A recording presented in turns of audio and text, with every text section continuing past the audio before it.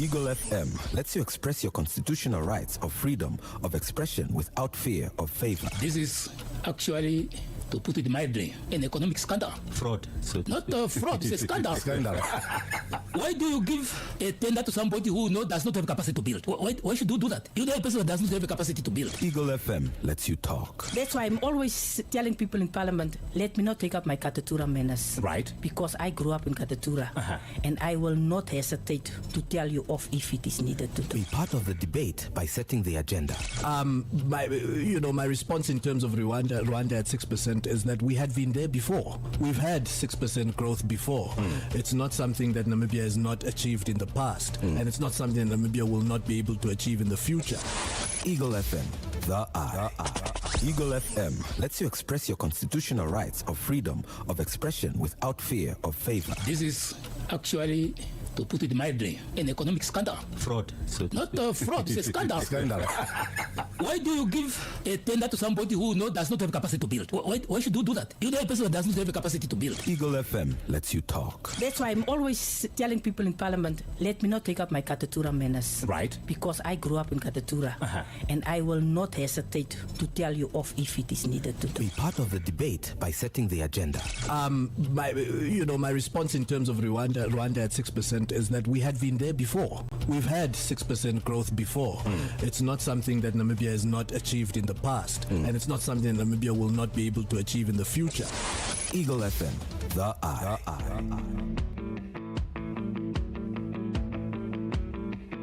Tune in to The Home Run with Helmut and Dwight on your number one talk radio station, Eagle FM, and be part of an in-depth discussion on events you didn't know you needed to hear until you do. From Namibia, Africa, and around the world. Tune in from Monday to Friday from 4:30 to 6 p.m. only on Eagle FM.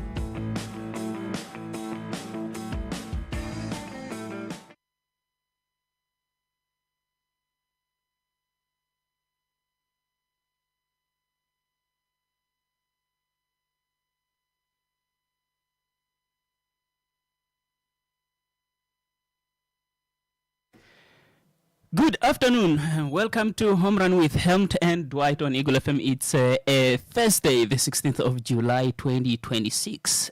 Just to remind you, we from 2026 moving forward, as soon as we got into 2026, let us keep on reminding each other that we are more closer to 2050 than we are to 2000. So, why would you start with that? Time, time flies, man. Time flies. I mean, now, let's talk about nursing. Now, we don't have the qualifications to talk about the medical aspect of things. We can just have now that, which is why we're having that discussion from a point of view coming out of the public sector, of course. That's from the Standing Committee of Education, Youth, Civic Relations and Community Development. That's a mouthful. No, Helmut, still continue. I'm gonna get into my persona because just so that our listeners know, guys, today in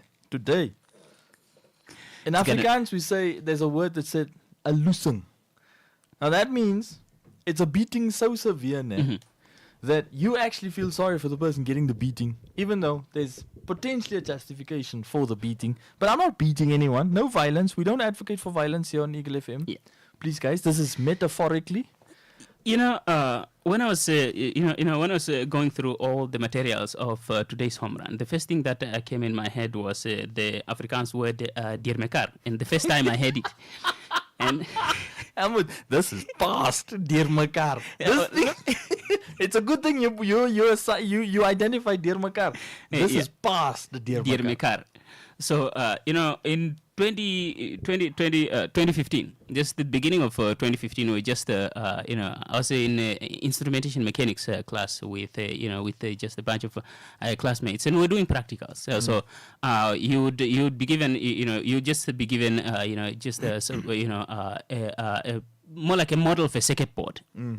Yeah, you have to wire it in a specific way, and then your, then your teacher or your trainer will come and look at whether everything is fine. Yeah. Now there are specific ways that you have to, to bend the wire to make sure that your circuit is as clean as possible. Yeah. Now, one of my classmates just wired that thing like, spaghetti looks better on a plate, but the thing is, it worked perfectly. It's just the wiring that looked even very spaghetti-ish. So it's quality of work So is that they was also going to be assessed on. Yeah. So the trainer comes to his board, test all the switches, all the bulbs, everything is working perfectly, and then he turns and looks at my, my friend and classmate, and is like, okay, so everything is working perfectly, but should I tell you what, what I think is the problem, the only problem with your circuit? And it's like, no, sir. Like, so you do know what's wrong with your circuit? Like, yeah. And I was like, yes, sir. So what's wrong with it? The only word he said was, it's dear Mekar. Let me assume this next part, Ahmad. The trainer was an Afrikaans guy, ne? Yeah. That's why he used it. Absolutely. So you guys got exposed to dear Mekar before you got exposed to Afrikaans? Absolutely.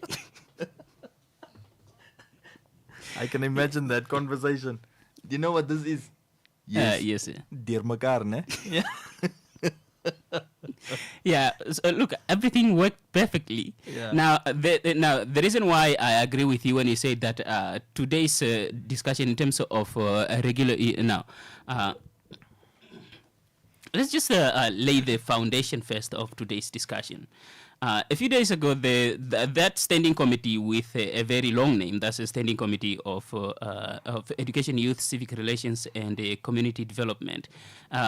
They are on, they just started disengagements, right?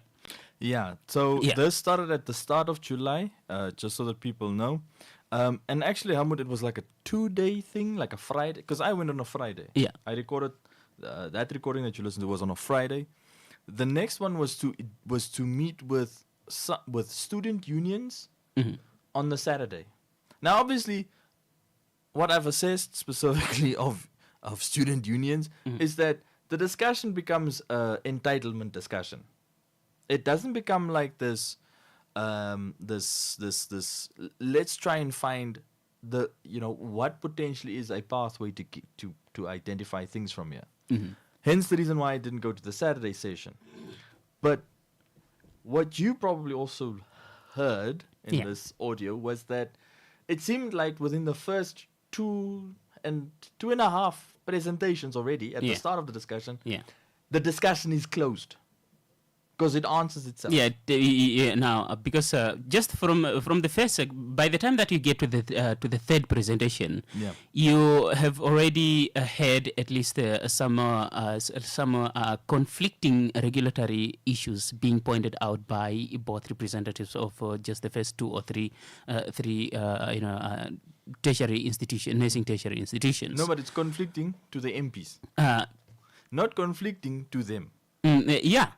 Because them as the private actually, it's confusing for them because you have this whole. I mean, which is that's why. Which is why I pointed out that I totally agree with your point of view of this is on the. This is way past Dear Mekar Avenue.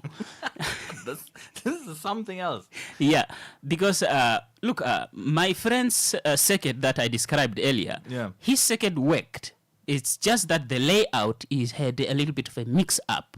So there was not a lot of confusion on the side of the of the trainer as to what is wrong with it because it was that obvious and it wasn't about the functionality. Functionality was a check. Yeah.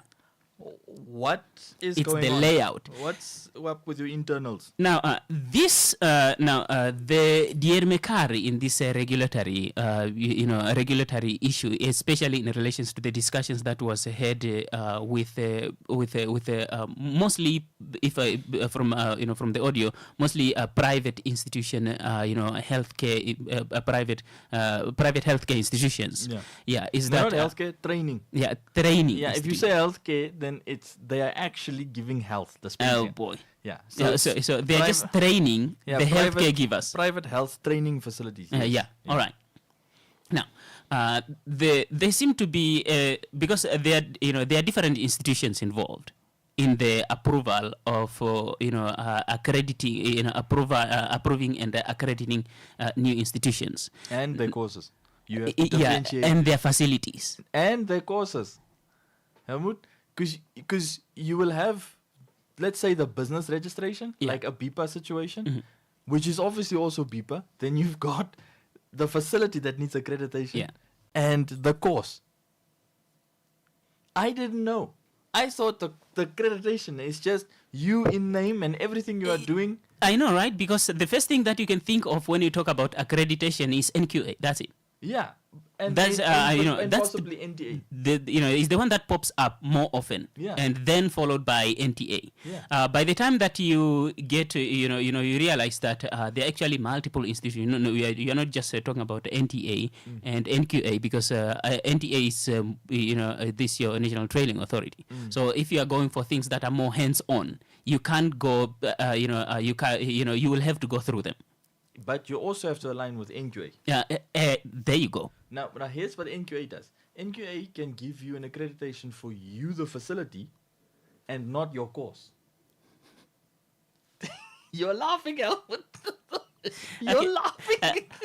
Look, I took this. I took this note from the doctor, Dr. Johannes. I didn't get the last name, and I don't want to butcher it. Yeah. Yeah. Now, the good doctor explained the sort of like some of the issues that health training institutions basically run into when it comes to, especially from their early stages as they are trying to get all these legal documents for them to operate, is that to be now as a new institution to be accredited, an institution must have a facility, lectures, and students enrolled. Yeah, and but at the same time, the very same institutions that are doing these accreditations and approvals are warning students, which is reasonable enough, not to enroll with the institutions that are not accredited and not approved. Yeah, but as part of their approval and accreditation, requirements, the institution they are accrediting must have all the three. Facility, curriculum, students, lecturers, All three. And I shared, just for the listeners to know this, I shared with Helmut a public notice that the Ministry of Health, Ministry of Education, MASAC, had released at the start of this month regarding, it literally reads, it's like the headline of this notice reads, accreditation and, let me close this document. Accreditation and unregistered institutions should not be. The notice basically says the public has to inform the Ministry of Education about unregistered and unaccredited institutions accepting and enrolling students. Yeah. However, this is a discussion about the health sector where, like Helmut just now explained, there is a conflicting scenario of messaging from the public sector operatives, being Ministry of Health, Ministry of Education. We need to train our own medical specialists, right? Yeah. And we can't concentrate everything in Windhoek, which has been the biggest discussion that I have cited, or we have cited, Helmut and I, here on Eagle FM. We can't be centralized. Things need to cascade out of Windhoek. Yeah. Now, that doctor, did you hear his frustration at the questioning, at the questions and answer session after his presentation? Yeah. Did you hear his frustration, Helmut?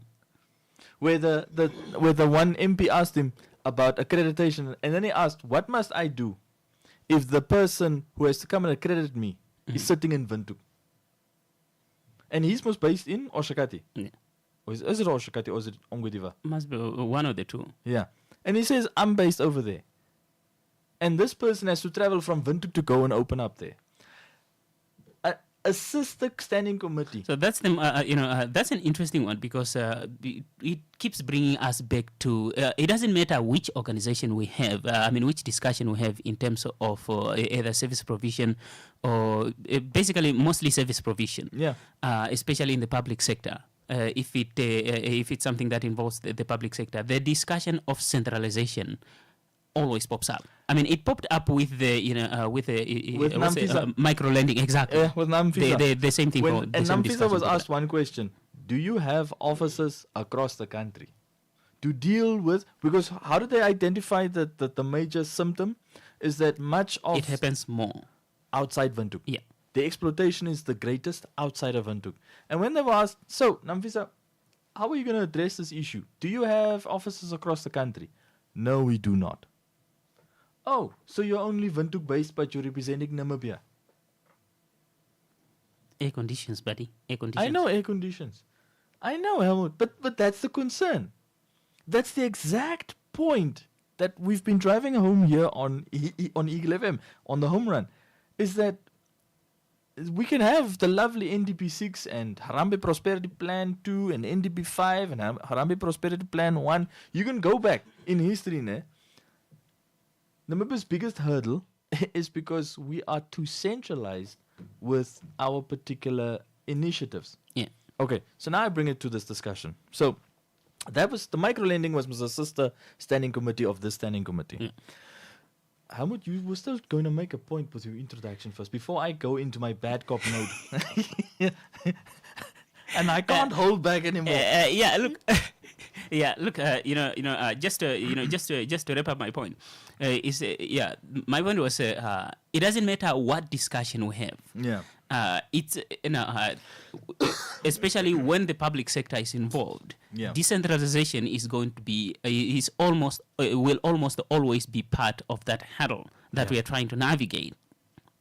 And as soon as that popped in my head, I started thinking of, now that you brought up NDP 6, if we are going to carry on with this whole centralized way of doing things, we may as well just change NDP 6 to Windhoek Development Plan. Exactly. Yeah, or Commerce Development Plan. Because it's definitely not national. Definitely not. It's definitely not national. Because all the discussions keeps coming to centralization. Yeah, to centralization. But one thing that I basically found fascinating was the regulatory authorities and how they seem to be giving mixed messages to to those that will want to participate into educating Namibians in the health discipline. Yeah. So one thing that when I was listening to the doctor about how confusing this the requirements that they have to follow are, and basically some clarifications must be done so that a very clear message is sent. As the first thing that popped in my head, working in silos. Definitely. You're telling me they had no idea this whole time there? Definitely. But here's the thing: we even have to share with the listeners. So dear listeners, this standing committee's engagement, like many standing committees, they have to start from a motion that was submitted in the National Assembly or in last year, specifically in last year. Now, this was a motion, Helmut, that was submitted. I think it's it's not in this document. There's another document that has the whole thing with all the motions and the argument, debate, discussion. I'll send that a little bit, but this brief comes through from the standing committee, meaning it's moved from the motion to the standing committee level, where the standing committee obviously is now engaging with these training facilities. Mm-hmm. So the motion reads, the listeners, this is the hypothesis of the motion. Motion on uncontrolled proliferation of nursing schools and health training centers in Namibia. Now, I have to admit, I also had a reservation specifically of how private education and training facilities pop up. Mm-hmm. But it also brings into scope the loophole discussion. Loophole in legislation. Yeah. Loopholes in certain particular pieces of acts and that allow for people to open businesses. Yeah. I mean Helmut, for some reason, because we've got that mandatory stipulation in our legislation that says education is mandatory up until grade 12. That's secondary, it's primary and secondary, which is usually together collectively identified as basic education. basic education is identified as mandatory and compulsory in Namibia. Ne? We sit with this idea that since this is the picture for basic education, in higher education, you as Helmut cannot open up a training institute as you are. Me as Dwight, I cannot open up a training institute as an entrepreneur or as a business person, right? Yeah. Let's, for example, say there is an artificial but also a natural. How do I want to put this? Because I don't want to make it sound like a plumbing reference, but it is a plumbing reference, most definitely. There's a blockage, for example, in the Namibian employment landscape. Yeah. Now, we don't know how many people are losing jobs and how many people are getting jobs per month. We don't, because Ministry of Labour is, or the Labour side of the Ministry of Justice and Labour, they're pretty lax in terms of being proactive in sharing those details. And where they also I'm then more questioning about their gathering of that detail than sharing them. Well, here's the other thing also.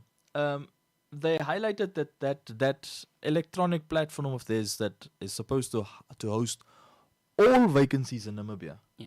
But you will count more vacancies in the classified section of the 3 or the 4 main daily newspapers of Namibia than you would find on that platform.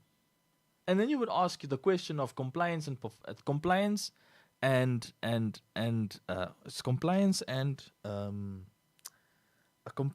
and basically adherence to this particular sort of like directive to the economy.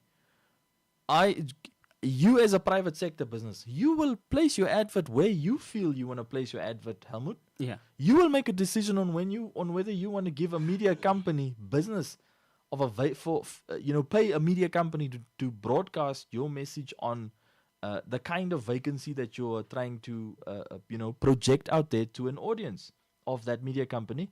And this also means the kind of person that you're looking for, the kind of candidate. Now, skipping past that particular discussion, which is a completely different discussion, which is purely based on advertising, and centering on this discussion of the health. So I was in the same particular boat. Let me also say that this debate, not this debate, the first 3 presentations opened my eyes. And when I discovered, because I was sitting like this, okay, from the viewers that can obviously see us now on social media, I was sitting behind the MPs. Yeah. Ne?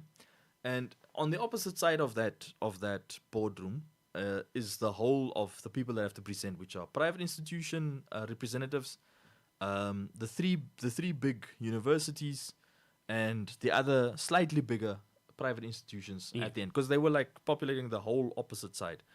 And smack bang in the middle of them is a representative of the board or the whatever of the Health Professions Council, the doctor. You heard of the other doctor, where the chairperson asked, "Doctor, explain to us what this procedure is. What's the standard operating procedure for health training, health training and approval institutions to be registered, accredited, and to be approved?"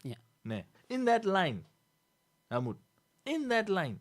And when that doctor said literally, "Chairperson, you first need to be open for business before you can be assessed and accredited. Not you go get accreditation and assessment for something that doesn't even operate that yet." doesn't exist. I mean, it wouldn't make sense, which is why I think we are okay. It seems like they have a conundrum on their hands because. But who's the conundrum, Helmut?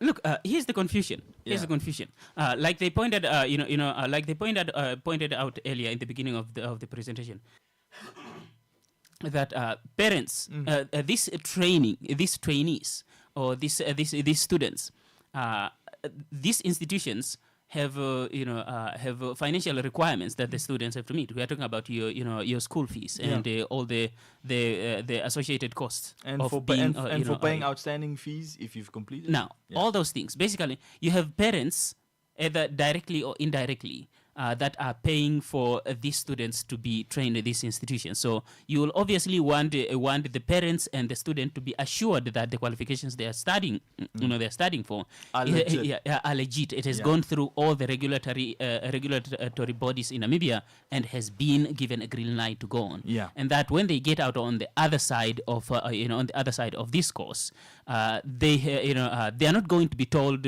by institutions they apply for a job that this is not recognized by the relevant authorities like your NQA, for example. Yeah. So now that's a genuine concern. So you will want so obviously parents will want to know what they are investing their money into has been regulated, has been approved, have been vetted and approved by the relevant regulatory authorities. Yeah. So that you have that on one side. So you have the high institutions, obviously, that would like to get all the right approval and accreditations on one side. Now, and you have a regulatory body just smacked somewhere in the middle between the students and the parents that will want assurance of the accreditation of these institutions, and the regulatory bodies that have to do the accreditation and approval. Yeah. Now, for the institutions now, they are now caught in the middle, where first they need the students for them to be assessed for accreditation, and approval. And they must have the facility. They must have the facility Before they can have the students. Yeah. And the facility also needs to be assessed and accredited and approved. And then they must be registered before they can get the facility and the students for them to be assessed, accredited, and approved. Now, at this point, as a parent and a student, you want to know, I think this confusion is more on the high institution side. No. The confusion is thrown at the higher institutions from what I saw. Yeah. Those first two presentations. Yeah. I'll explain why, Hamud. But first continue with your train of thought. Yeah, look, what you have here is... it has basically brought about a lot of confusions, especially for parents and students, I imagine, because for a high institution, I think that's where the greatest confusion is at right now. So it's understandable because it costs money for you to for parents and students to enroll at institutions that are already approved and accredited. And remember, that makes a lot of sense. And remember, this is outside of the subsidizing scheme. Yeah. That MASAC began with last year for this calendar year. Yeah. Or this academic year.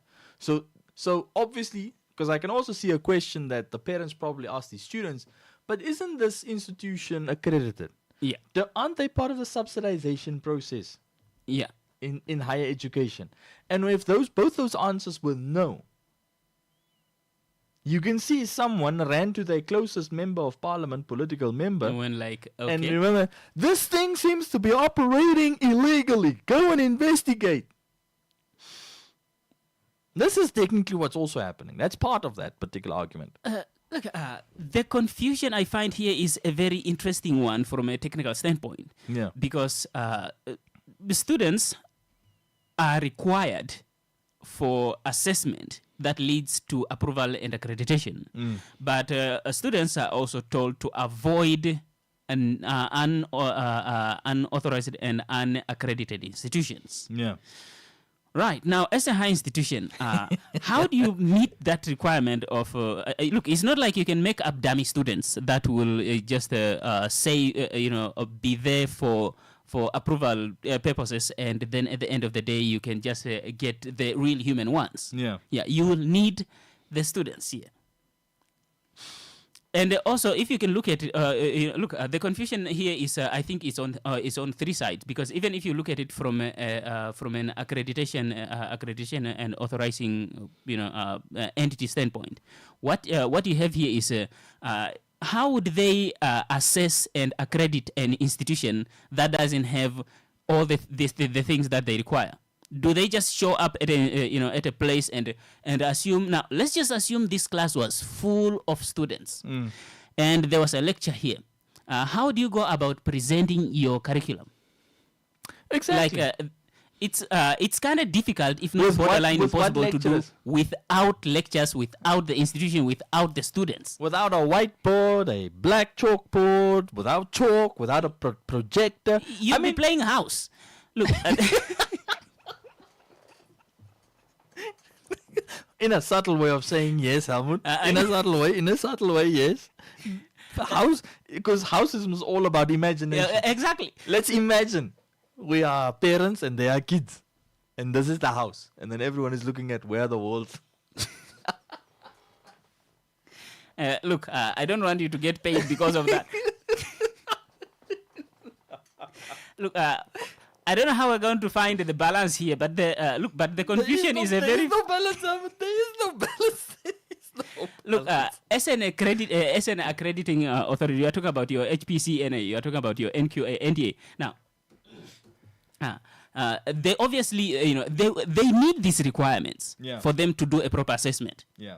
And the high institutions, they need the institution, and they need the students for them to meet the requirement of the regulatory authorities. Yeah. And the students here now are actually gonna be a little bit of guinea pigs because You need them. yeah, you need them. They are literally the main ingredient to getting the accreditation and the approval. And the weirdest part is now. Now, can we just have look? We're gonna need a pre-approval process on this one. That will be more like a standby. And one of the questions that was asked at the beginning was, what happens then if you are already offering all these courses? Yeah. And then at the end of the day, for the meantime that you are waiting for your approval and accreditation, you find out that What happens? yeah, you are told that no, your approval or accreditation has been declined. Okay, now what? Because you already have students. Yeah. No, but That here's- paid, by the way. No, but here's the thing. That doctor, the second presenter, the doctor explained a nice thing. It's not the end of, after there is rejection, it's not an end of Yeah, you're given a business. period of time. They are actually given recommendations on what to fix and what to improve on. Which is a good thing. I mean, which fix is it. another 12 years. Yeah. But remember, the first presenters, the first institute, remember the two guys?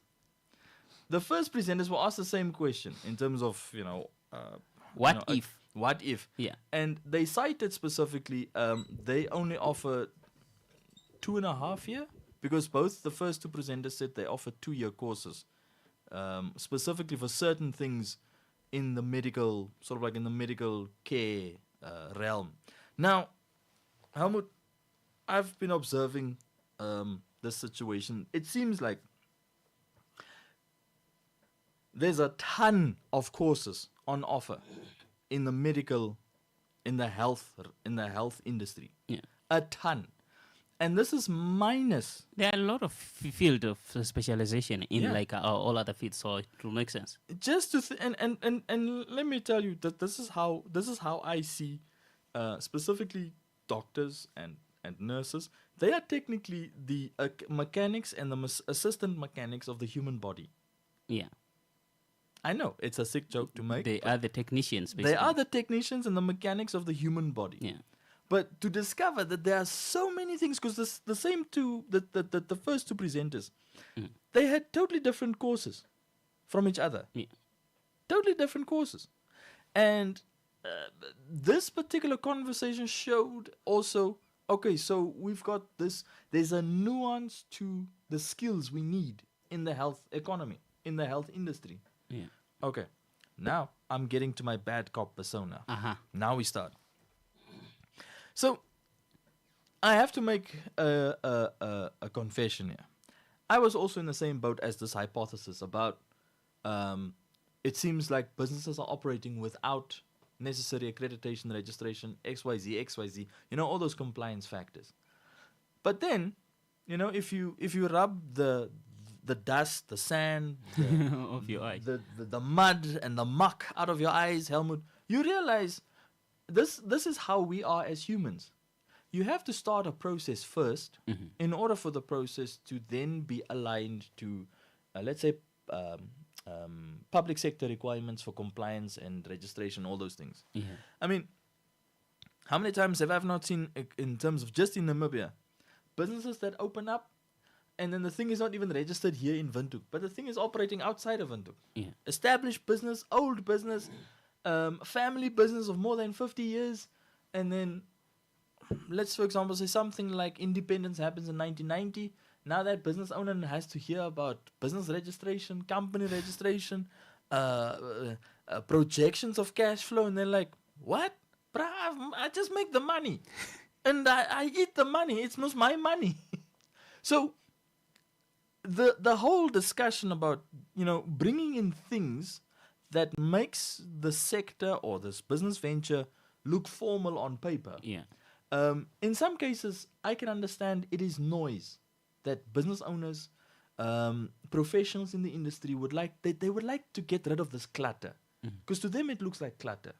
However, when we zone in on this sector, Helmut, now actually creates more sympathy for them from my side.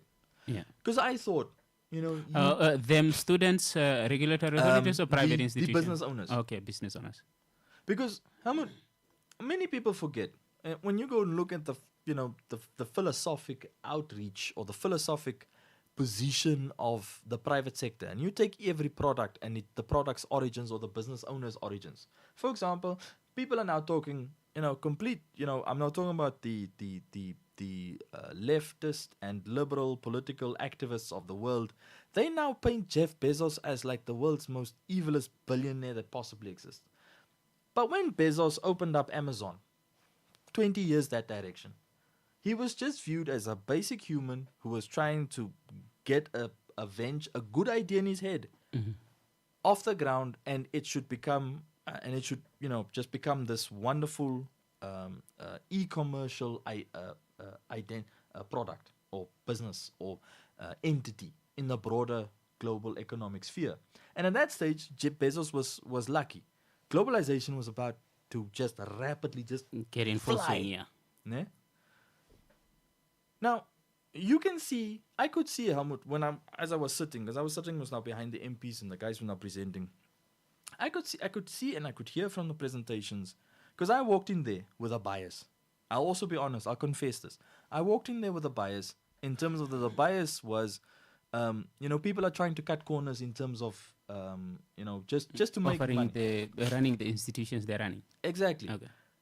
But then you go and sit and you think, these guys, and this is why I'm motivating the previous point where I wanted to make about the blockage by not referencing an actual plumbing reference, but it's a blockage. Currently, right now, Helmut, we have a major blockage in the Namibian economy. We are training people, but they can't access the economic functions or become economically active very quickly enough, meaning getting jobs, dispensing their services, aligning with businesses that need professionals to dispense the service and stuff like that. There is an obvious blockage. Now, one of the mechanisms was, obviously, if you have a background, experience, qualifications, expertise in the medical and healthcare industry of Namibia, open up a training facility and then start training. But you and I, and myself specifically, I did not know of this highly centralization discussion that the public sector is ignoring to address. So, my first bias, I walked in there, sat down, came a little bit late, and they were the first presentation was at that stage had just begun. Set up, I sit down, I listen, presentation goes on, because they traveled from outside of Windhoek. The first presenters were also from outside Windhoek. Yeah. And then the questions from the MP start. The first question, and one of the questions was the last question by the one MP, a young guy. He seems to be younger than me, one of the opposition party MPs. He asked a question to the two guys presenting and representing that first institute that was presenting. Are you accredited? Now, I could see the trap. I was biased towards supporting the trap that MP set for those two guys. But after I left the National Assembly, after they ended just before the tea break. After I left, where the recording ends, after I left, I realized the second presenter made a point, technically, that also defends the first two presenters about, which you obviously now highlighted in our introduction already, was you can't train if you don't have three major ingredients already on the ground. If you don't have the facility, you don't have the students, you don't have a curriculum, you don't have lecturers and tutors already, you can't get assessed on anything. You cannot. Now, here's the major concern, Helmut. When I realized during the first two presentations that the Health Professions Council board chairperson or representative was sitting in the middle, there were two doctors, there were two men sitting here, like right in the middle of the field of view. And when the chairperson of the standing committee referred one question to a representative of the Health Professions Council, then I realized that the MPs, our representatives that we voted for, okay, in some cases we didn't vote for them. I mean, we voted for their presidential candidates, their party leaders, and their parties. We didn't vote for some of these MPs, I'll be honest, because we didn't. It seems like they are not understanding the assignment. They are missing the assignment's objective. Because the assignment for them stems from the statement of this hypothesis, which is the motion, which was brought forward, between last year and this year. Okay.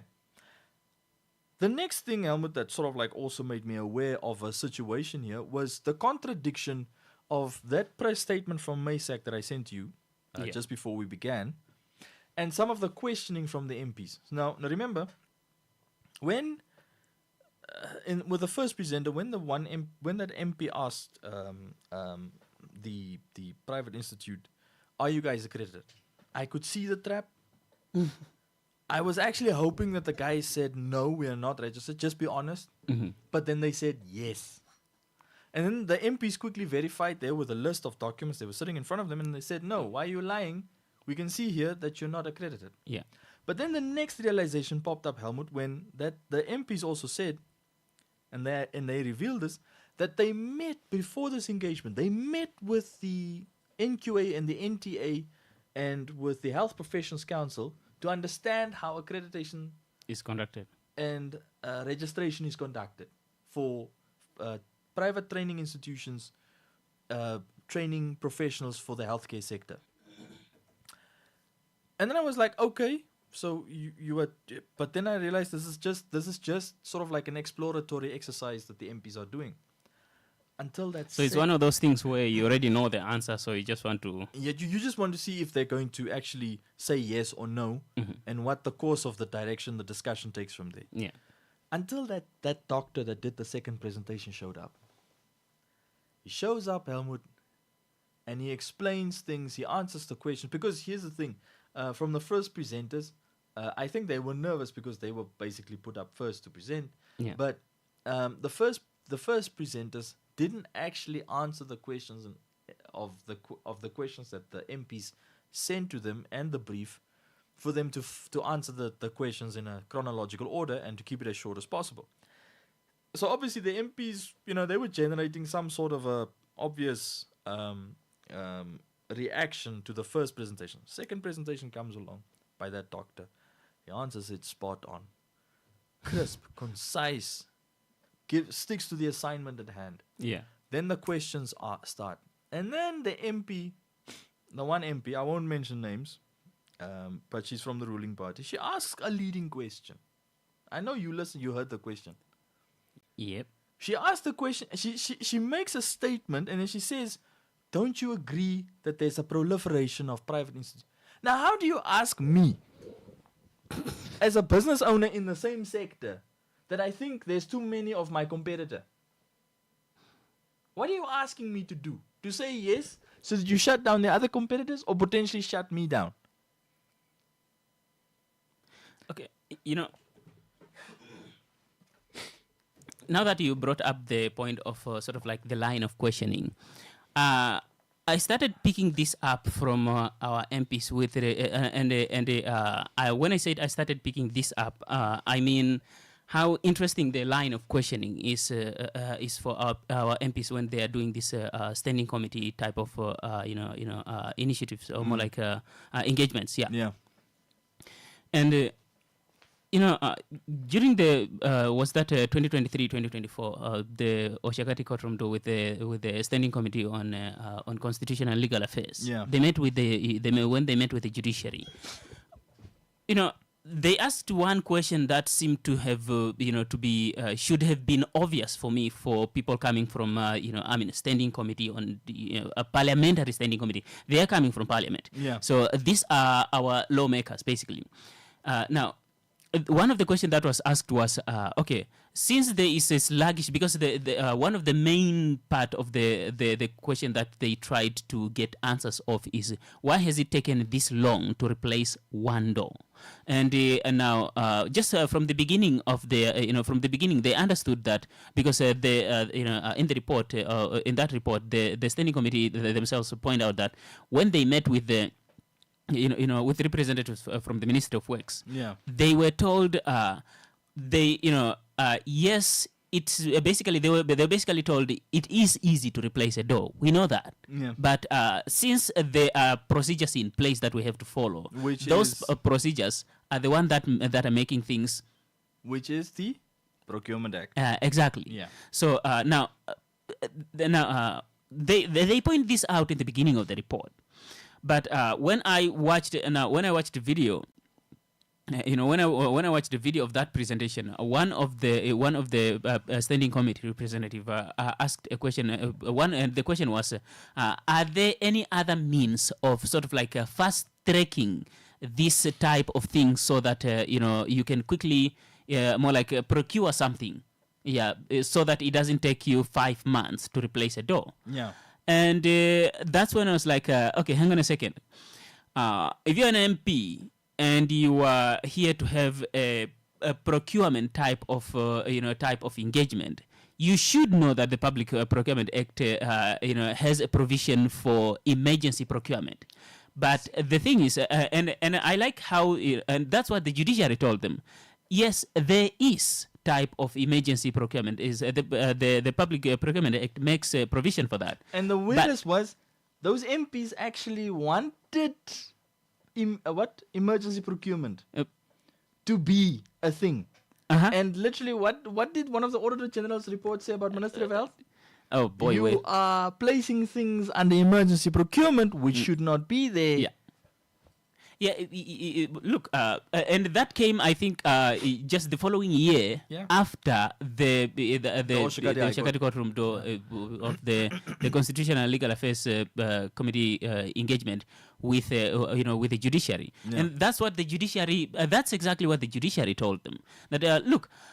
Yes, there is a provision in the Public Procurement Act of emergency procurement, but the definition in the Public Procurement Act of what constitutes emergency procurement is a very slim one. Yeah, it's a very slim one. There must be some kind of a big disaster that has been known, and made public in terms of public announcement, the whole country. Now, a door to fit in that definition of public, of emergency procurement is going to be very difficult. And the gentleman from the judicial told them that, look, I will follow these laws in place to the letter. And my translation of his statement is, I'm not going to get into trouble because I wanted to replace a door. Yeah.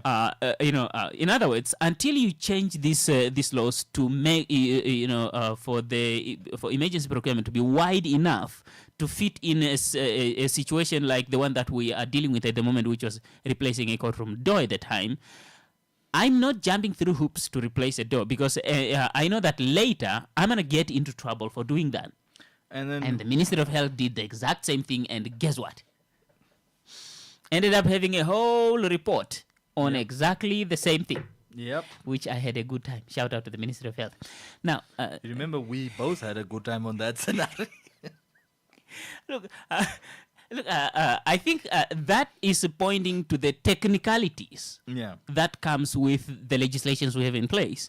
and to some degree the lack of flexibilities. And I look again, what you have here is a very confusing scenario of if you have too much flexibilities, it leaves room for fish rot.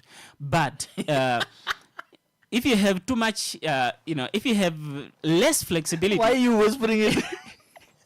if you have less flexibilities, you have an Oshakati courtroom door. Yeah. If you have too many flexibilities, you have fish rot and all kinds of rot. Yeah. Now, so too many flexibilities, fish rot. Too less flexibilities, Oshakati courtroom door. Yeah. So we have to find a sweet spot in the middle that will allow for enough flexibilities for us to get the job done, but not too much flexibilities for us to end up with something that has a rot at the end. This is fascinating talking about it, but not if you are one of these committees or the institutions. But that's literally the thing, Ahmed. The understanding, and that's where I also realized the kind of people we are putting into legislative positions. For example, National Assembly, National Council. Yeah. You get an assignment there in the National Assembly from a motion. The motion makes a statement without bringing any scientific proof that this is actually illegal. Nah. You don't go and consult a lawyer, or you go ask or make a phone call to a CEO or whoever of any of the SOEs. Because this motion comes through from an opposition party member, from PDM. Nah, this motion. So you now throw the assignment to a standing committee to go and interrogate a discussion. But that second presentation from that doctor who had to drive so far from the north to come and present. And this is the things that I feel sorry for Namibia's economic processes. Yeah. I have to waste my time coming to come be interrogated in Windhoek by people who don't know What's the going on struggles outside you are going through there, wherever you are in the regions. You don't know what's going on. And then the worst part is, you even see that the centralization discussion, Helmut, literally even clouds the way we think about the national project of Namibia. Yeah. Okay, so after that presentation of that second presenter, the doctor gets into the Q&A. I'm skipping now the misleading question, or the leading question, not misleading, the leading question that was asked. The leading question, he answers. And then he answers it very, very lovely. He says, what must I do if the person that has to accredit me is sitting in Windhoek, has to make an appointment with me to travel up to the north to come and assess me, accredit me, and then has to drive back to Windhoek with that discussion. First things first. This comes through same example of the Namfisa situation with the microlenders presentation. The SOEs are siloed, the SOEs are centralized, and the SOEs are really not working in towards the same national prosperity agenda that we've been trying to achieve since 2000. Since 2000, Helmut. Not since independence, since 2000. So the SOEs themselves are actually contradicting this whole discussion of actual true economic development cascading through the country. Actually, they're probably one of the reasons also why the trickle-down economics doesn't work in Namibia. But I'm actually reaching and stretching with that particular statement because I'd need proof of it. But one of the functional proofs in terms of actually doing the work is we can see, for example, it's from these two presentations, the microlender one from Namfisa and this one now with the private institutions. Okay, second major red flag. Now, the statement I shared with you from MASAC that says the public must be vigilant and report unregistered and unaccredited higher education facilities. Yeah. But then at this presentation it comes up, I cannot be accredited if I don't have a facility. I cannot be accredited if I don't have a curriculum. I cannot be accredited if I don't have any enrolled students. And I cannot be accredited if I do not have professionals training these students. Now what in God's green earth is Maysak announcing, Helmut? And look at it again from the NQA and the NTA, HPCNA, point of view. And the thing is that They cannot do any assessment to do the accreditation if there is nothing there. if there are no students, if there are no lecturers, if there is no facility. Do you know what's the loveliest thing also? Yeah. The one MP goes and says there, yeah, you say you have a laboratory. And the guy goes like, whoa, no, I didn't say laboratory. Oh. I said facility. Remember, the second presenter, he corrected them. He was like, no, I didn't say laboratory. There's a difference between laboratory and facility. And I knew it. Okay, you're dealing with a real professional, MP. There's a running joke in Timpukush that goes with Yeah, let's hear it, Hamid. that goes something like you probably have been eating a lot of catfish, and that is look. I don't know, and I know English doesn't it doesn't do it any justice. Believe me, deliver punchlines like that. Yeah, look. The thing is, in the environment where I grew up, that running joke is. Running joke is very common, because it is believed. I still have to find out if it has some legit medical research that backs that up. That when you eat, catfish a lot, you end up having ears problems. Is it hearing problems or ears problems? Hearing problems, because your ears basically has, begins to degrade, anatomically. Where did that thing come from? Don't ask, which is why I said no scientific research. Yeah. Look, I thought that eating food helps you with look, man. with life. Don't shoot the messenger. Now you're being told if you eat too much of something, your hearing starts fading. How did they get there? And you have boiled the heck. Now, if you have seen how a catfish is cooked, especially in the way that it's cooked in my culture, there is no the only microorganism that's in that catfish, if there are any that will survive that type of cooking, must be immortal. Because that thing is cooked like crazy. Because the whole thing is basically after the cooking process. After the cooking process, it's gonna look like a mushroom basically. It's cooked to its last bits. But anyway. And are you saying it's overcooked, Helmut? It's not overcooked. It's let's say with the kavango cooked, because that's the right way. Okay. How long is kavango cooked? How long in time frame? Because I know a fish. Okay. In many cases cannot be more than 30 minutes. More than 30 minutes? How do I put this? Have you seen Gemalde? What is Gemalde? What's this? Okay. Have you seen? Yeah, mince. Have you seen mince? What's mince? Mince, like the. Mince. Yeah. Oh. What is mince, Helmut? Look, man. Can you stop giving me tough time? Because I was like, mince?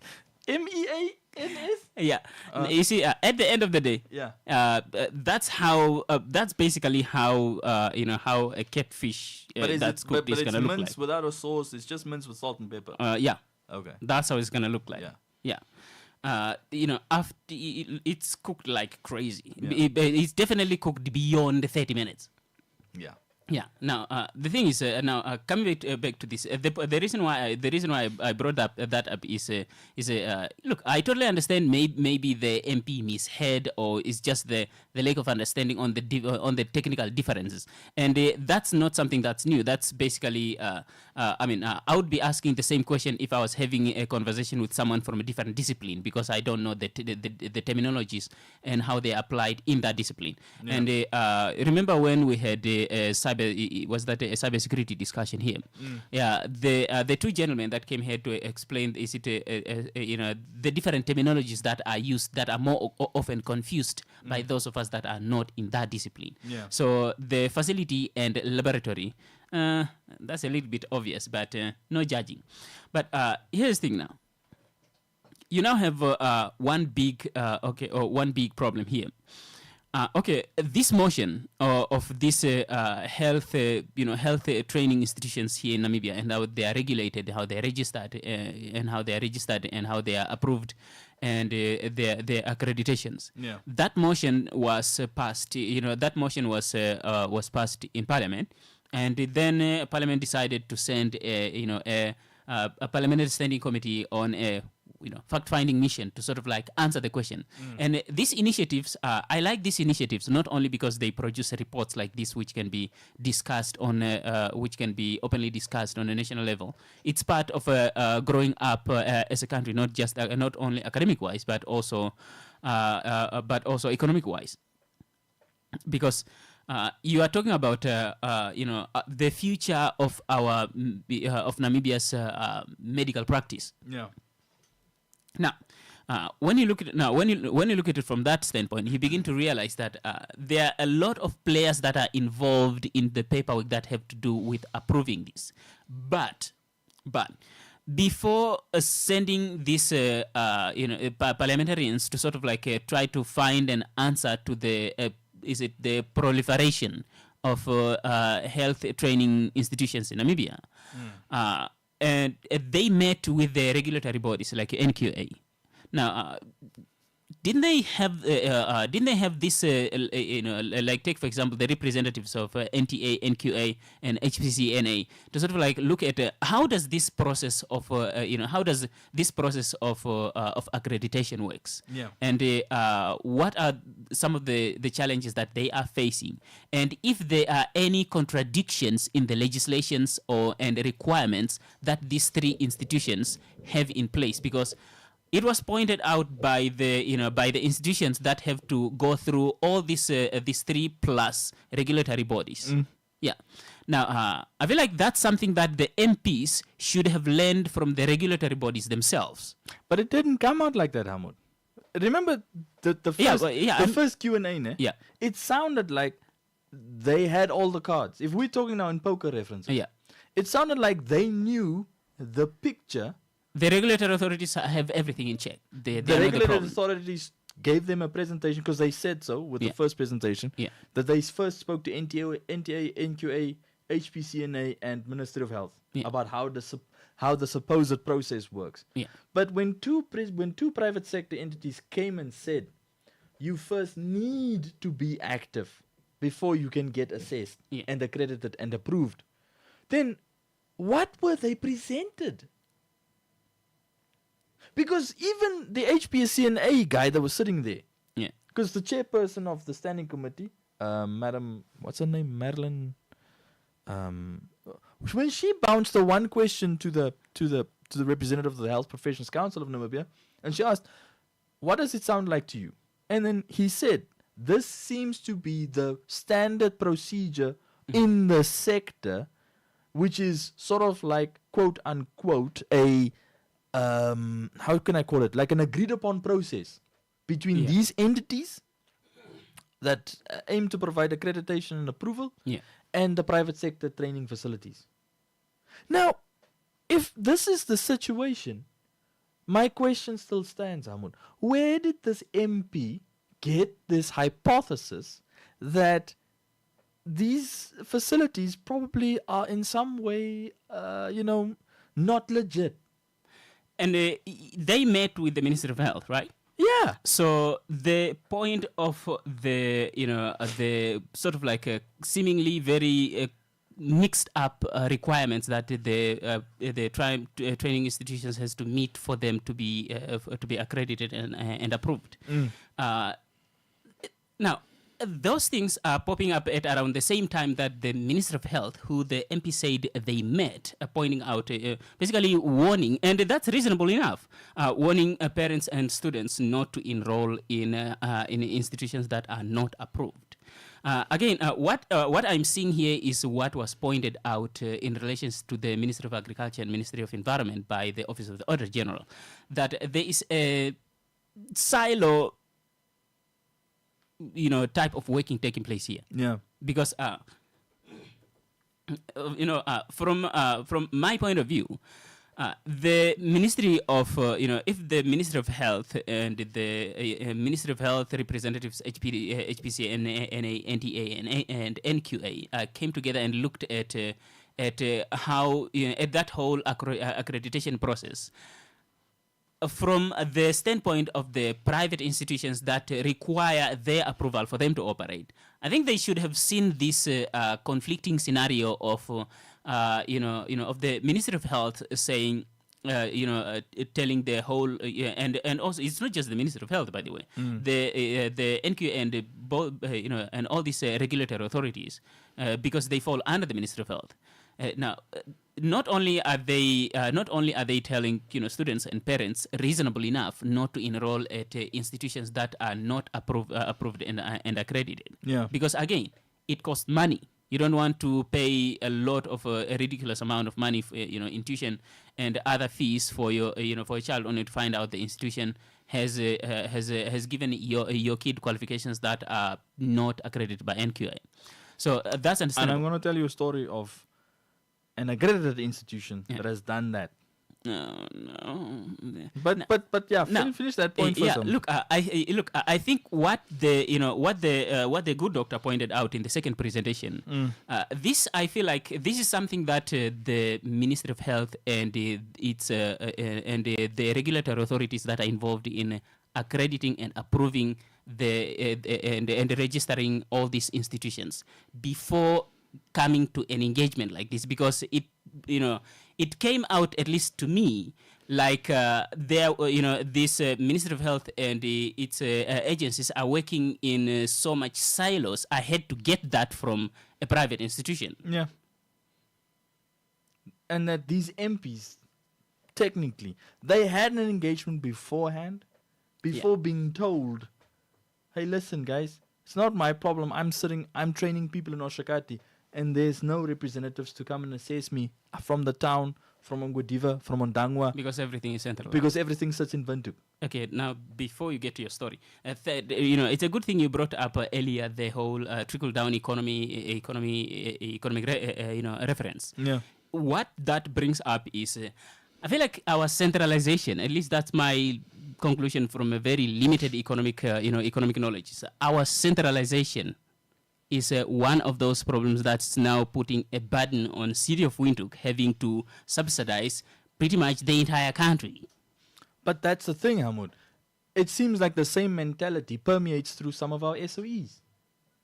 They're supposed to have offices across the country to invest not just salary income, but also project income, procurement income, and revenues through the country. That is the whole reason why we have a country. It is so that public money stimulates economic activity across the country. Okay, but every region has an administrative capital. Yes, every And region the- has a regional council. Has a regional council, and every administrative capital, from what I get, has an extension of the head office of pretty much every ministry we have. We have in Namibia. Yeah. And therefore, through this administrative, through the branches that they have through in administrative capitals, they dispense their services through them. Take, for example, the Ministry of Health will have an extension office in all the regions, the administrative capitals. And so when you say someone that is going to accredit an institution in Shakati or Ngwediva will have to come from Windhoek, my first question is, doesn't the Ministry of Health have No, but the Ministry of Health probably, because remember the guy said they've got an MOU with the ministry yeah, in the region yeah. just to supply trainees and interns for the region. Ne? Congratulations on that. Yeah, but this is not an MOU with the SOEs that operate in the higher education realm. Yeah. It's with the Ministry of Health. So now the Ministry of Education, the Ministry of Education have It also has nothing to do with that MOU as well. Because that MOU was directly with Ministry of Health. So it's once again your silos Yeah. discussion. So Ministry of Education doesn't know that Ministry of Health has a need. Because I'm putting an assumption there. Ministry of Education does not know that Ministry of Health has a need in Oshakati, or that, what's the region of Oshakati? The point the point I'm driving to is that the whole more like a assessing officer Yeah. in terms of accreditation coming from Windhoek. Doesn't the not doesn't I know the Ministry of Health has the Ministry of Education, of which the accreditation institutions falls under, have That would be Ministry of Finance. Technically, Yeah. SOEs fall under Ministry of Finance. but look, all these have They've got 3 administrative. bosses, Helmut. But all these 3 bosses have offices in administrative, in this, the administrative capitals of all these regions. Yeah. Yeah. Why do they have to drive from Commerce region if they have, if they have extension offices in all the regions? But here's the thing. This is the SOE that is asked, like Namfisa Yeah. was asked, how do you deal with an issue on the ground? Yeah. Remember, the SOE is one of the government's connection or bridging factors Yeah. or functionaries directly into the economy. Yeah. Now, there have been occasions, specifically when Ministry of Industrialization and Trade still existed under when Minister Lucia Pumbu was still the minister before the before the current administration and everything, Yeah. and before she got shifted to Ministry of Home Affairs, was that at a couple of events where that ministry, that now defunct ministry, presented like public engagement platforms, there would be 1 or 2 members of the public who would be business owners standing up and saying, Yeah. please, Minister, can you please define to me why government is directly competing with private sector in the economy? And in some cases, you can sometimes see, if we go to Cat Telecoms, that's a direct competition by government with private sector Yeah. in the telecom sector. When you go to what's the one's name? What's the other one's name, toch, man? Which is Okay, health. Let's stay on health. Health is the most obvious one in this discussion. You've got 2 government-owned universities. You've got 1 private university. Ne? Then you've got a whole bunch of I'm using the label university loosely Yeah. to identify the big 3. Yeah. Then you've got the other emerging private training institutions Yeah. who require, these necessary sort of like approvals, registrations, and accreditations to facilitate formal recognition. But you've got 2 government universities, because the president is the chancellor of one, and last year the speaker, I don't know if it's the new speaker, Speaker Kugungelwa Amadila, is now going to be the chancellor of NAST, but the previous speaker was the chancellor, Kashivivo was the chancellor of NAST. So you've got these 2 institutions which are directly also competing with private sector, privately owned training institutions Yeah. in the health training sector. Now,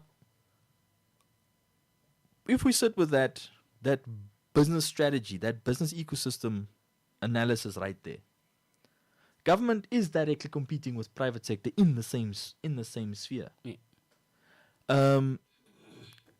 If we sit with that particular analysis as well, government is directly subsidizing institutions that they own Yeah.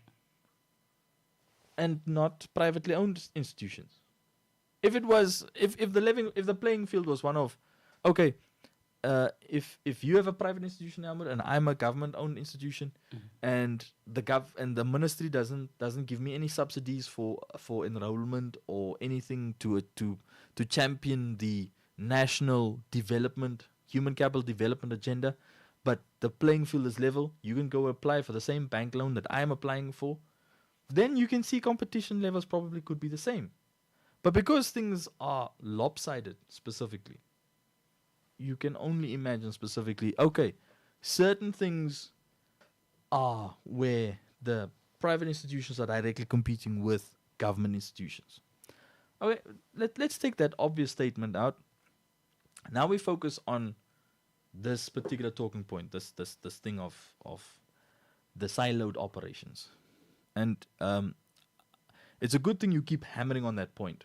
You know, there are regional authorities, there are regional extension offices of each of these ministries. Exactly.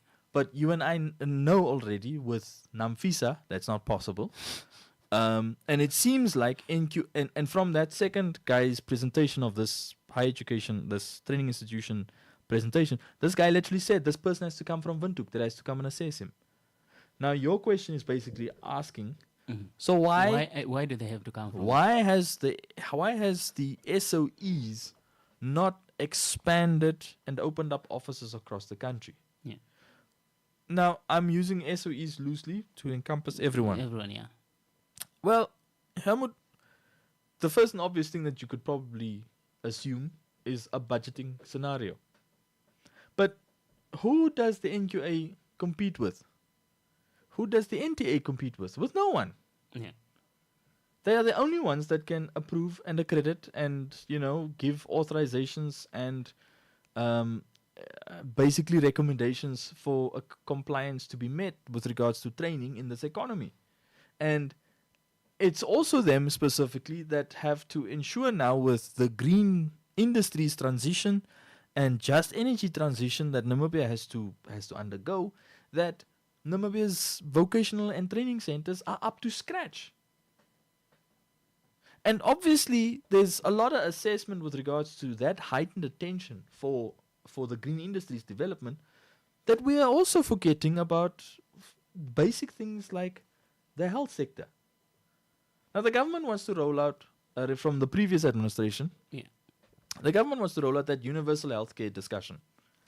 Helmut, today, I watched a discussion where, remember when we did the social justice report? Which was written by those bunch of economists.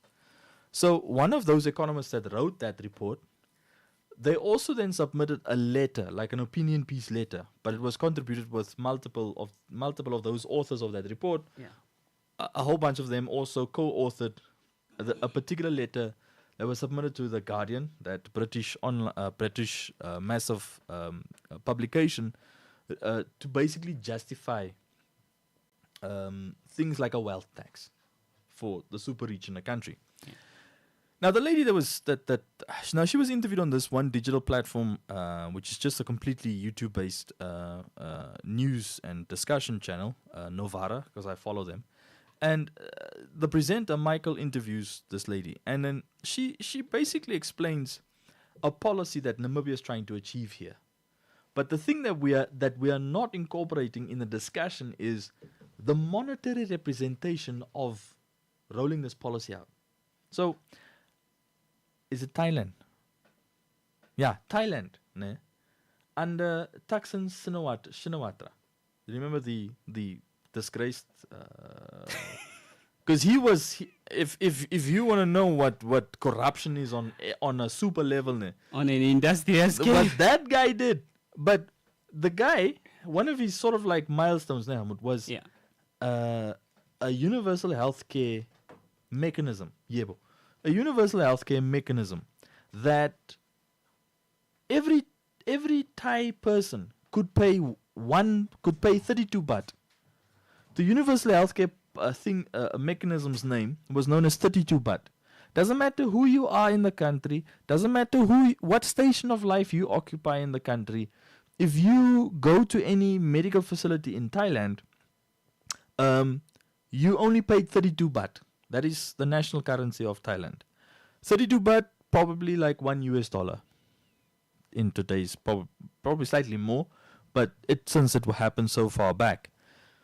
Another scenario was obviously also highlighting the purposeful policy and legislation and developmental legislation that aimed to provide jobs in every part of Thailand. So as to say, listen, if you're a doctor or a nurse or a surgeon, there is an incentive, meaning those guys also got paid more to work in other parts of the country outside of the major urban centers of Thailand, so as to say, go and spread this particular mechanism, this particular sector's overall altruistic aim, meaning providing healthcare for all across the country. Now, at the heart of the presentations that I could observe that was happening now, specifically here with the private training institutions, was a discussion where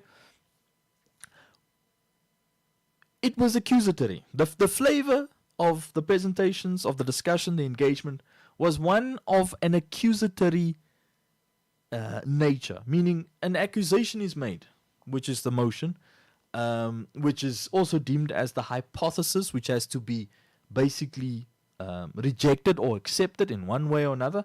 Obviously, this is still exploratory. Remember what standing committees do?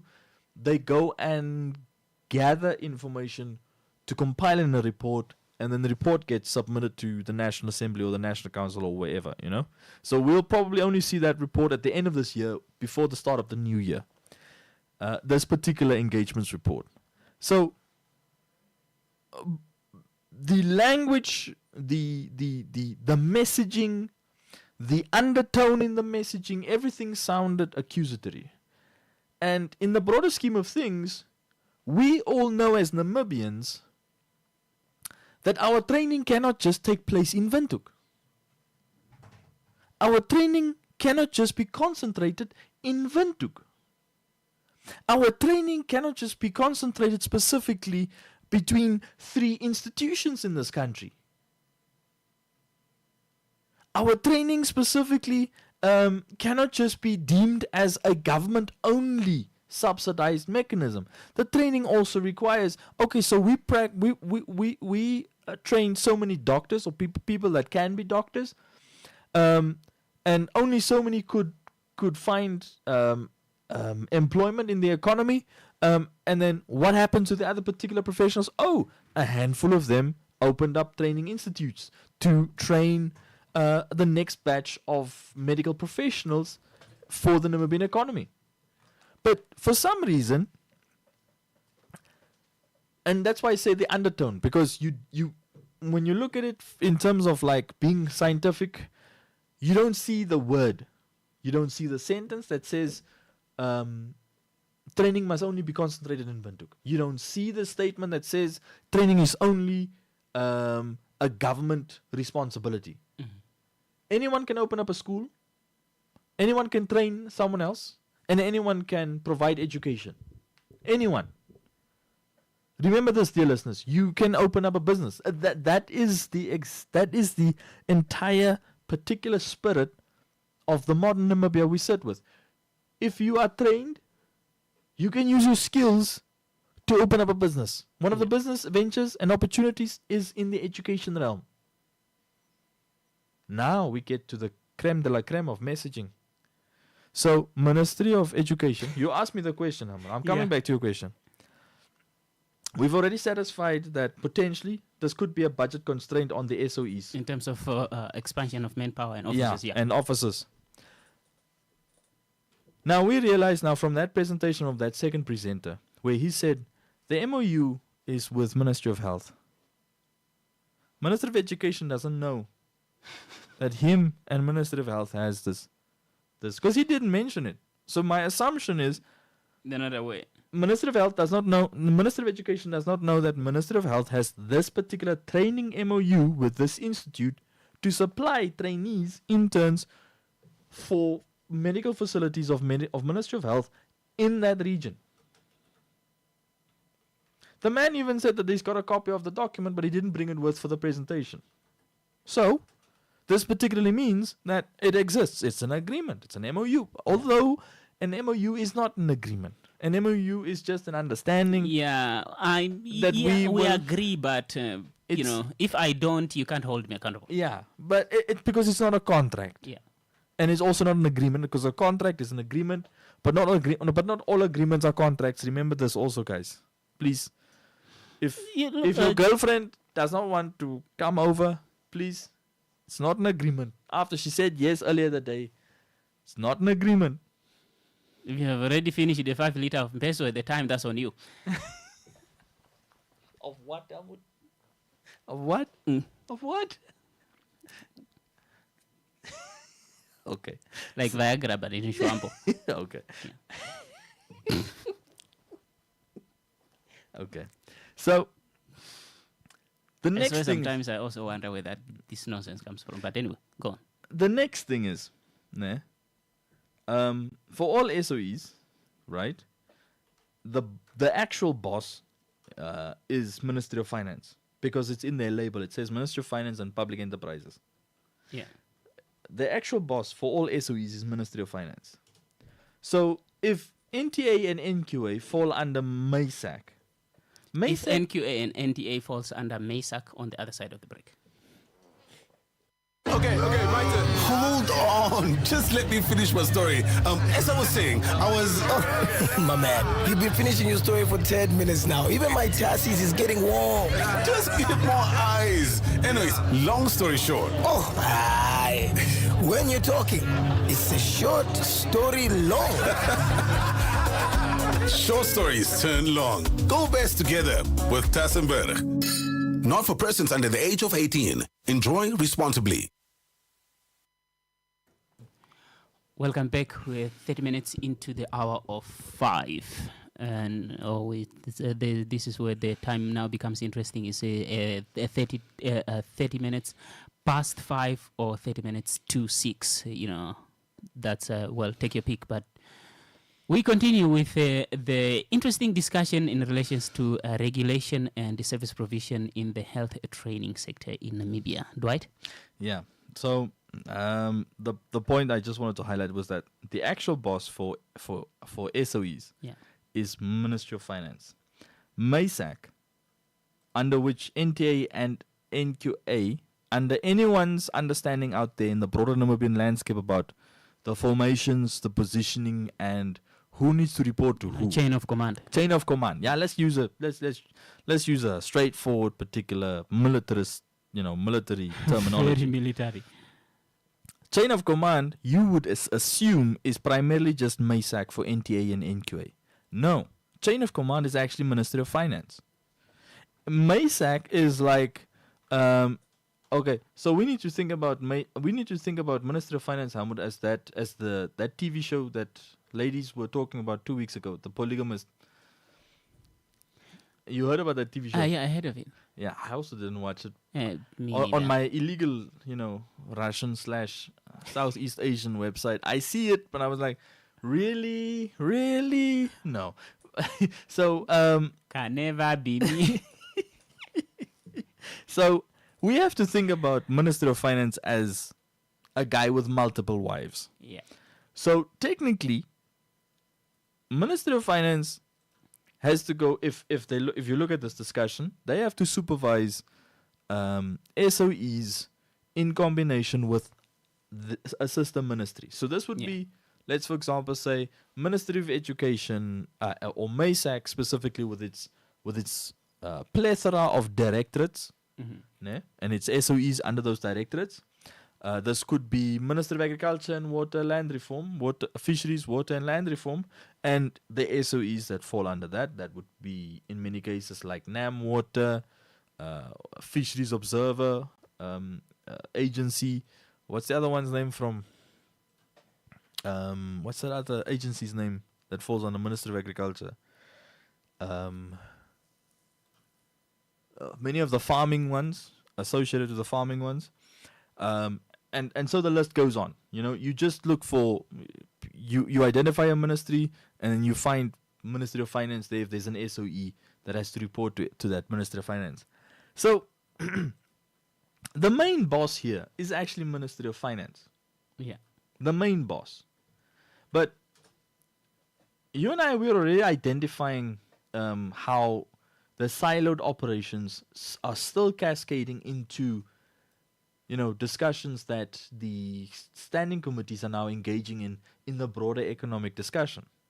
Now, human capital development is obviously fundamental to Namibia because we invest a lot in education, we invest a lot in health, which are the two primary sectors that dominate human capital development.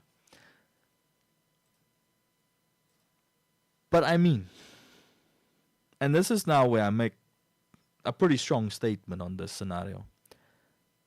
How do we not realize in plain basic English that when it comes to the health training scenario, we really need to decentralize a lot quicker?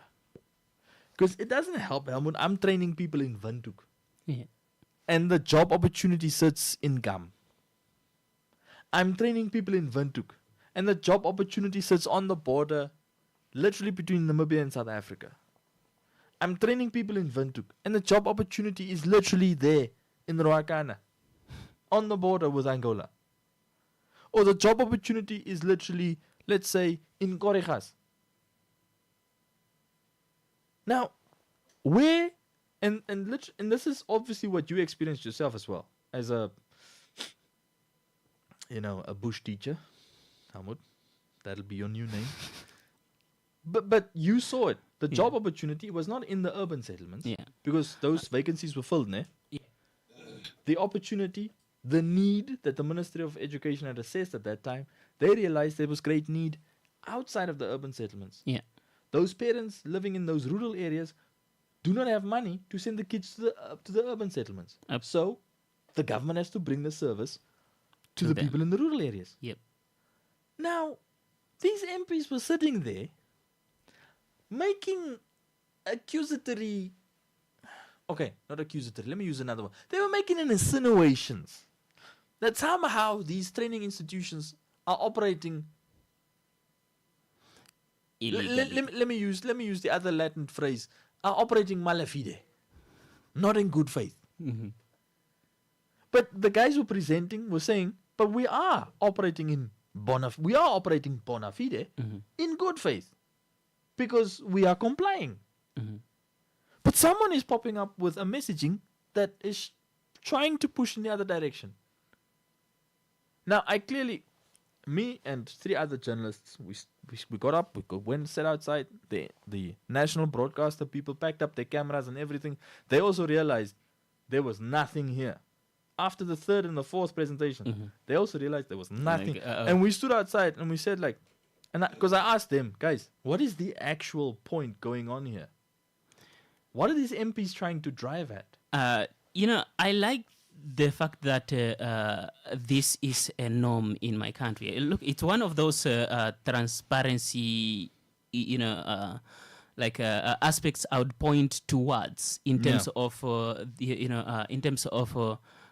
public, let me just say public engagements, because it really brings up, a lot of people, a lot of players from different, both from a practicing and a regulating institutions. So when you bring these two together, a lot of light comes into how a certain environment is operating, not just in a positive light, but in terms of challenges encountered by both parties. And in this case, when the national training institutions, that offers the training service provision were brought with the regulators and the lawmakers, because you have lawmakers and you have regulators that are applying those laws, because they are these not lawmakers that we heard now. The lawmakers show up and ask questions in terms of, are this and this and these laws that we are that we are making, are they being followed? So the regulatory authorities that are operating based on the foundation of these laws and now have to answer questions on whether these laws are being applied properly, and the institutions that are operating that are being regulated by these institutions based on the laws that are coming from lawmakers, if these institutions are following these laws, and if there are any challenges in terms of application, or any questions or any ambiguities in terms of interpretations of these laws, you really have all the 3 players at one place, because at the end of the day, what we want is to build an effective medical medical discipline in Namibia that offers the best medical service provisions, medical associated service provisions. Now, except one thing that we learned, which I think is a very good lesson, is there is I would say personally, I would say there is a lot of miscommunication taking place from a regulatory standpoint, and that miscommunication is coming from the way that the regulatory requirement is laid out in the regulatory laws. That means. For me, on this discussion, the regulatory authorities and lawmakers have, they have a lot of conversations to have with regards to clarifying what they want, private institutions that want to run training institutions. What do they want? What do they expect of them? Yeah. Like because the regulations, as it stands, is for you to have a training institution, you must be accredited. Excellent. I want to follow that regulation. I want an accreditation. I want to register my business. Excellent. Now, what procedures should I follow? Excellent. Thank you for asking that question. The procedures that you must follow is you must have an institution, a curriculum, lecturers, and students. Not institution, Ahmed. You must have a facility. Yes, a facility. Yeah. You must have a facility, a curriculum, lecturers, and students, so that so that when we come to assess you, must find all this. Except these are the very same guys that are saying, don't train if you are not authorized. Now you see the confusion. The confusion for me is from a legislative, regulative, and from a legislative and regulative point of view. Yeah. So they have to iron that out so that they send a clear message of what should be done and what should not be done. By those that want to venture into the business of service providing training institutions, not just in the medical field, but as you can imagine, this is happening in pretty much every institution. Even if you want to register, for example, an education institution, and one thing that we know is that high institutions more often start with with one course or one discipline, and then they expand into offering multiple different courses. So I would point all the fingers to lawmakers and the regulators. To lawmakers, because they are making the laws that the regulators are operating on. Now they are responsible. They are responsible because the institutions the private institutions, they just want to know what they are required to do so they can follow those. Except at least most of them would like to do that. Except there's the requirements now that the private institution from a medical training institutions or nursing health training institutions, they seem to be a little bit of a confusion of what they must do. Have students for us to assess you. Don't have students before we assess you. What kind of messaging are you sending? How can you say yes, no? How can you say 6, 7? When Gen Alpha really fast. Now it's Gen Z. It's Gen Z. Yeah, 6, yeah, 7, that's Gen Z. 6 7. Yeah, and if you ask them what 6, 7 means, look, you will never get a straight answer. I've come to learn that you'll never get a straight answer because from the look of things, they are just shouting things not even they know. They will say blue. What's blue? No, I'm just saying blue. No, so of course some clarifications in terms of what is needed will must be put out there for anyone that would like to start a health training institution, to know that this is what is meant. And when it comes to ambiguity in terms of interpretation or requirement of following legislations, this is not new. It's just it's the world over. So all is just needed is for lawmakers to clarify, in the legislations what is required, so that the regulatory authorities can follow what is written down to the T, and explain that to the training institutions so they can follow it. But here's the confusion which I pointed out earlier. I think this is going to be this is one heck of a conundrum for both lawmakers and the regulatory authorities. Once again, it's impossible to assess something that's not there. Yeah. It's also a bit weird to say we will only assess you after you've made investments. You've spent money. You have spent money, Yeah. and then we'll. Let's get down to the crux of everything.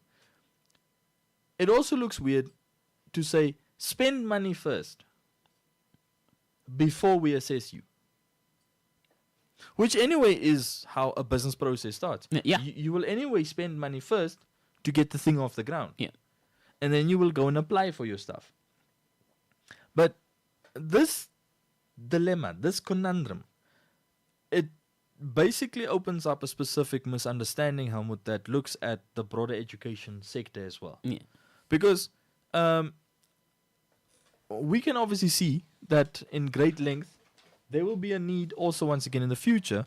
And I have been sitting with this idea. We really need more universities. Yeah. But they cannot be based in Windhoek. I am against Windhoek's centralization, dominance of Namibia's economic development agenda. Windhoek is literally the anchor holding us back, Helmut. Windhoek has the most jobs on offer. Windhoek has the most companies here. Windhoek provides the best services. Windhoek provides the best conveniences. But places, for example, let's go to the north. Oshakati and Rundu can offer it. Mm-hmm. If someone says, go and open up the University of Oshakati, go and open up the Higher Technical Education Institute of Rundu, go and open up the University of Swakopmund.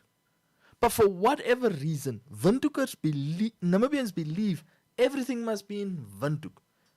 The first thing we are struggling to deal with in Namibia is combating urban and rural to urban migration. Why? Oh, because UNAM is here. Oh, because NAST is here. Oh, because the big city lights and everything else is here. So now Windhoek looks like Disneyland to the rest of the country. We really need to change this, Helmut. Yeah, and I think if you look at the 2023 population census, one thing that that seemed to indicate, if you look at the urban to rural migration comparison between the 2023 statistics and the 2011 ones, is that the more the population is going to increase in the Commerce region, especially Windhoek, the more you will see, the more it will create this business environment type of, because there are a lot of consumers. Yeah. Yeah, and the next thing you're gonna see is even more centralization, because the more people are going to be concentrated and concentrated in Windhoek, the more it will open up a lot of business opportunities, and the more you'll see people setting up all kinds of business installations. Yeah, and again, as a result, you have more urban and rural, more urban to more rural to urban migration. Population expansion, consumer potential expansion, business expansion, even more centralization. Okay. Ahmed, you can see this still being the template 10 years from now at the next census. The next census, if you now follow the time frame, 2023 would be 2033. It will still be the same thing. And everything will just highlight massive urbanization pockets, Irongo, Komas, potentially Keetmans, and then you will just see, let's for example say like a Rundu and the three northern major settlements, Oshakati, Ondangwa, Ongwediva. It'll be the same template. Otjiwarongo maybe, or Otjiwarongo would just, because Otjiwarongo technically is in stagnation. It's a go-between. It's the Otjozon-Juba region is literally the go-between between Komas and the far northern, northeast, and Kunene, northwest regions. That's what Otjozon-Juba plays a role. Otjozon-Juba's current role if you look at it, Yeah. in the development agenda of Namibia, is basically, it's just a region with roads. Namibia has beautiful roads. Even though it's potentially the region there Yeah. with the most farms, for the agricultural sector, has the most diverse agricultural, sort of like presentation Yep. I mean- from those farms, because it's got game farms, livestock farms, crop farms, and Wheat facilities, and that one too. Because it's a crop, Helmut. Remember, it's a crop. Yeah, it's a crop. So, but Otjozondjupa's facade, its image, to me as a Namibian is it's a region with roads. You go through, you come back through. You drive through, you drive back through. It doesn't say Otjozondjupa is the region to be. It connects me to the north, it connects me to the northeast, connects me to the northwest, but I just drive through and I drive out. Even though I've got like family and relatives in Otjozondjupa region, Helmut, I see more. There will be more economic dominance from a region like Karas coming in the near future because of that green, the green hydrogen development, than what Otjiwarongo will be able to offer. And Otjiwarongo also has potentially more mining or mines than Karas. But Karas is now getting the central focus. Okay, besides the comparative analysis there of the two regions, what would be an ideal picture that I said just before that analysis is, why haven't we opened up the University of Otjiwarongo? Isn't this one of those places where our population size discussion comes into play? Which it is, basically. But it would have helped, Helmut, for example, the template that the South Africans have. And that's why I always keep bouncing back to the South Africans. Namibia's development trajectory, even though it is sovereign, has in some way a template, an existing template that it can follow. Meaning, how did you get something like the University of Stellenbosch that so many Namibians have gone and given money to? Yeah. So many Namibians. We've paid millions to South African universities. But for some reason, we don't see what South Africa did for South Africa. How did they get a University of the Free State, UFS? How did they get a University of Witwatersrand, Wits? How did they get a university? What now? Witwatersrand, white water, something. I don't know what a rand is in English. But Witwatersrand. How did they get Wits? How did they get University of Pretoria? How did they get a University of KZN?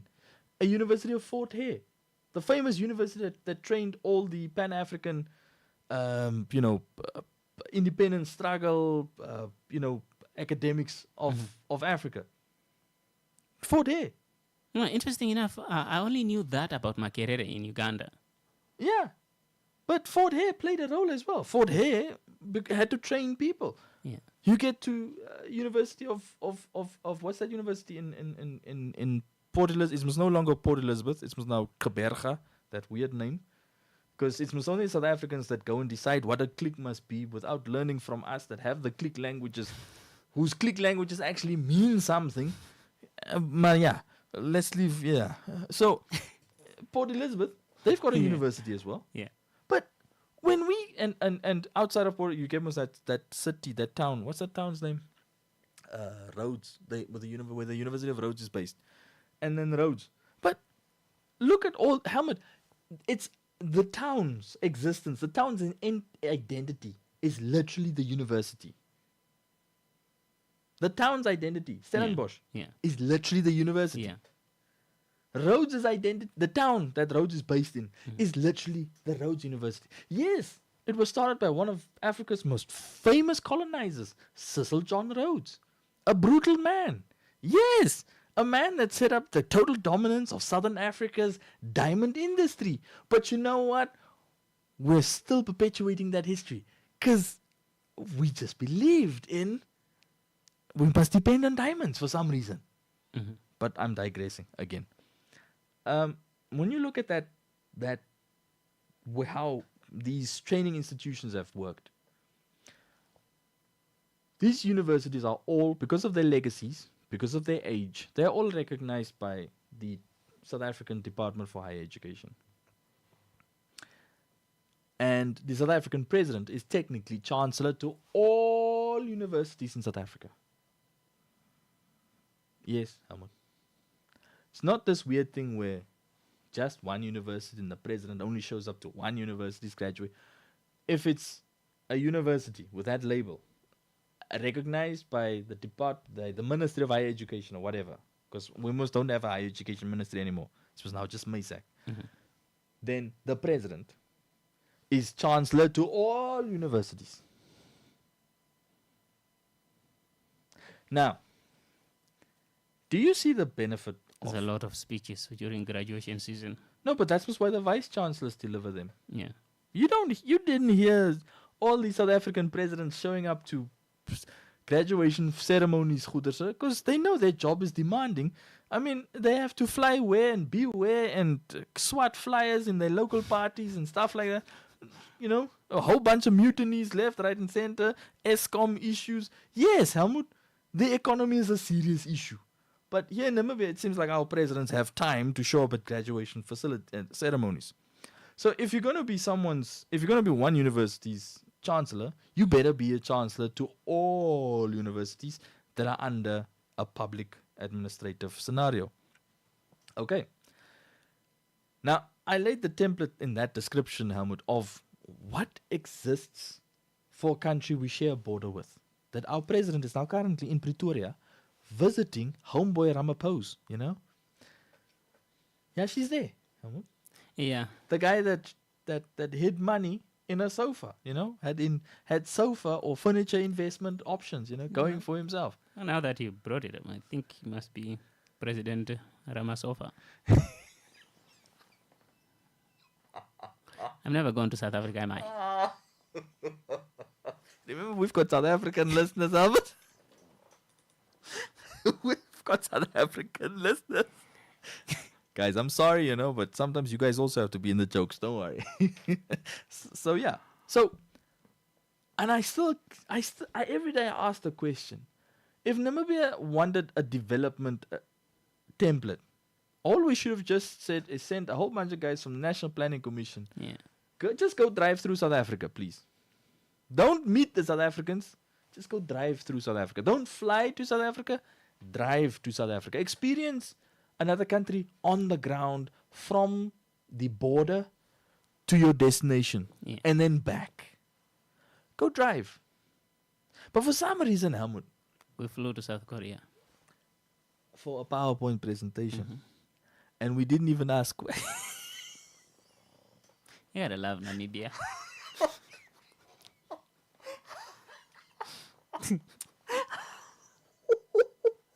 Please don't bring that up again. It could have been a Zoom call, but we flew to South Korea for a PowerPoint presentation. Man. I'm pretty sure someone brought it up. Can we just do this, on a Zoom? Who's the running the National Planning Commission at the time? It was Obed Ganjode. Yeah, Ganjode. You know what? I haven't traveled in a while. Bring me that plane. But We're going to Seoul. But I mean, even Helmut, even going to a place like South Korea now. There's a reason why South Korea, Japan, and Germany are known as economic history's three most shining examples of how to achieve industrial dominance. They all emerged from war zones. Yeah. They all emerged from war zones. They all had direct, sovereign, national plans to say, listen, there's an opportunity to participate in a broader global economic scenario, and the main idea here is make things to sell things to export things. That's it, Helmut. That is it. Make things to sell things to export things. Make things to sell things to export things. You remember your buddy with the Deermekaar assessment? That was the template. That was the basis where all those three countries began. make things to sell things to export things. Maak die ding toe, verkoop die ding en wat toe? Voer die ding uit. Voer die ding uit. Ja. Maar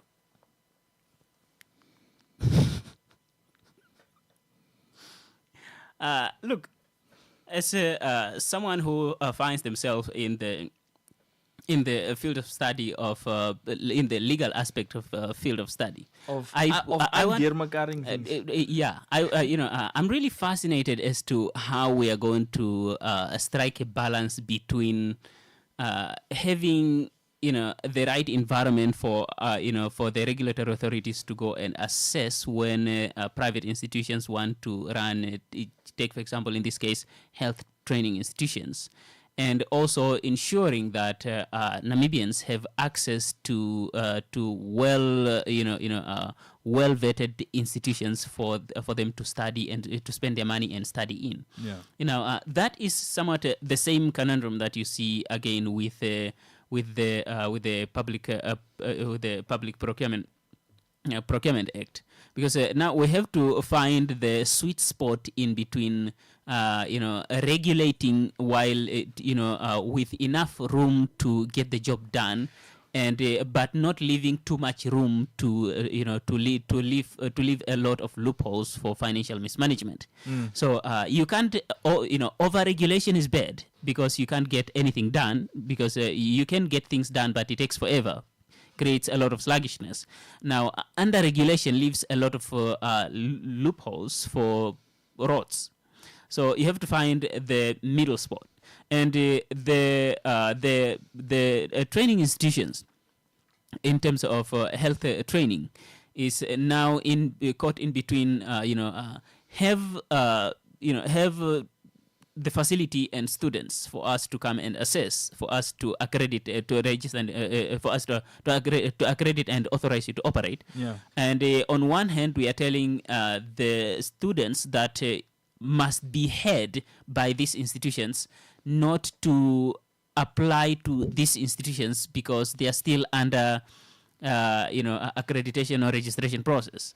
So finding a sweet spot for that will be a very tricky one. And I just looking forward to how they are going to untangle that.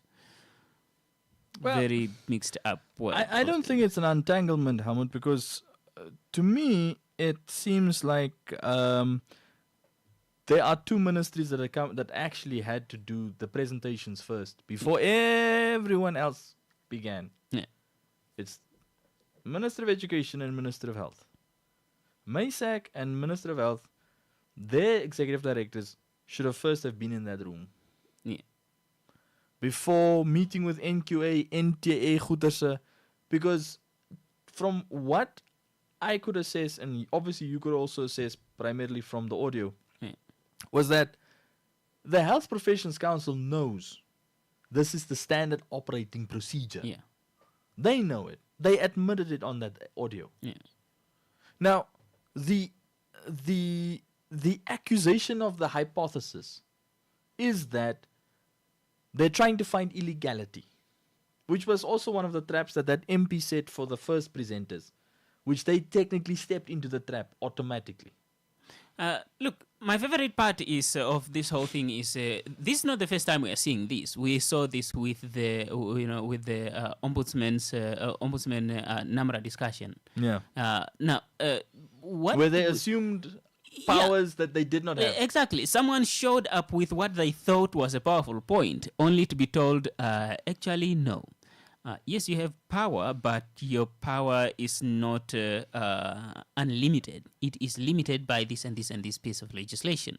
And here is, for me, it's the same thing that I'm seeing with the MPs here showing up with with this all these regulatory authorities.